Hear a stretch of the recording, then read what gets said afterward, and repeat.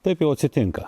Kaip tik rinkimai, tai prasideda tam tikros technologijos, kaip čia geriau tuos rinkimus laimėti, nesvarbu, kaip tai įtakoja mūsų savivaldybę, kaip mūsų savivaldybės patrauklumą įtakoja, svarbu bet kokia kaina laimėjimai. Taip atsitinka, kad visos šitos technologijos pradeda veikti tada, kada manęs mieste nėra, kada nėra kam realiai teisingai ir teisėtai paaiškinti, kas vyksta. Todėl atvykau pats įsitikinti, kokia veikla vyksta šalia Ignalinos atominės elektrinės sanitarinėje apsaugos zonoje, kurioje kūrėsi įmonė Retroplast.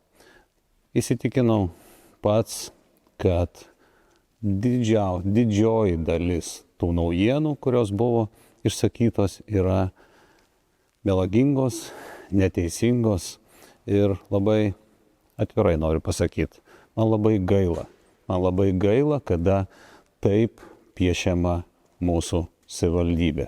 Man tai yra skaudu, kada mes siekiame, kad ateitų investicijos į mūsų savivaldybę, kad kurtųsi darbo vietos, tačiau tarybos nariams tai nesvarbu. Svarbu rinkiminiai balsai, bet kurią kainą. Šiuo metu už manęs matote susandėliuotą Retroplast gamyklos produkciją. Tai yra produkcija, tai yra ne šiukšlės, tai yra iš antrinių žaliavų pagaminta produkcija, kuri eis dar kartą į gamybą ir iš jo gausime priklausomai nuo gamintojo, ką jis gamins, vėlgi gamybos produktus, kuriuos naudosime buityje, statyboje, pramonėje ar dar kažkur, netaip yra svarbu. Noriu pasakyti, kad jeigu įmonės ateina pas mus, tai reiškia, kad kūriamos darbo vietos, tai reiškia, kad mūsų vaikų darželiai pildosi, tai reiškia, kad atvykstantis jauni žmonės naudojasi mūsų miesto infrastruktūra, tai reiškia, kad mūsų miestas, mūsų savivaldybė tampa patrauklesnė, gyvybingesnė ir aišku pranašesnė prieš kitas savivaldybės. Ir jau naudodamasis progą norėsiu, kad ir direktorius įmonės papasakotų, kokia tai yra gamyba, kaip ji reglamentuojama teisės aktais, kokie leidimai yra gauti ir kaip čia šitas gamybos atsiradimui įtakoja savivaldybė. Gerbiami Visagino gyventojai, esam pakvietę merą į patalpas, kuriuose ruošiamės dirbti ir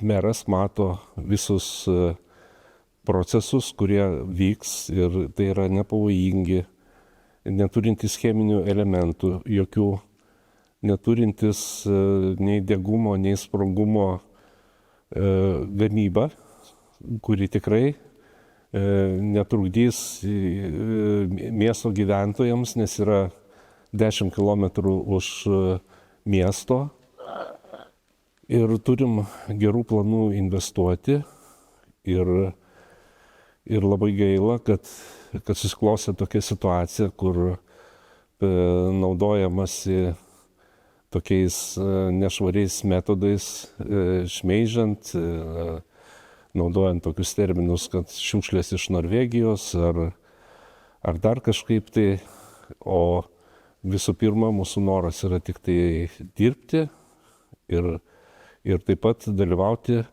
Visagino miesto gyvenime. Esam pirma įmonė nesusijusi su atominės elektrinės veikla, kuri gavo leidimą dirbti sanitarinėje atominės elektrinės zonoje. Tai nebuvo paprasta, tai buvo sudaryta speciali komisija, kuri patikrino mūsų įmonės pačią veiklą, visus priešgaisrinius reikalavimus ir aplinkosauginius. Taip pat esam nuolat tikrinami aplinkosaugos agentūros bei aplinkosaugos departamento.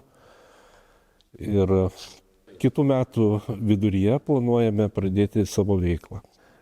Pradžioje dirbtų pas mus virš 30 darbuotojų, bet įvykdžius visus tuos planus, kuriuos mes turim, planas būtų virš 100 darbuotojų mūsų įmonėje. Gerbiami Visagino žmonės, noriu nuraminti, kad tai nėra šiukšlės, tai yra perdirbta plastiko medžiaga. Ir iš jos jūs naudojate po to ateityje visokias buitinės apyvokas, autopramonė naudoja automobilių pramoniai, įvairiem bamperių gamybom ir taip toliau. Tai būkite ramus.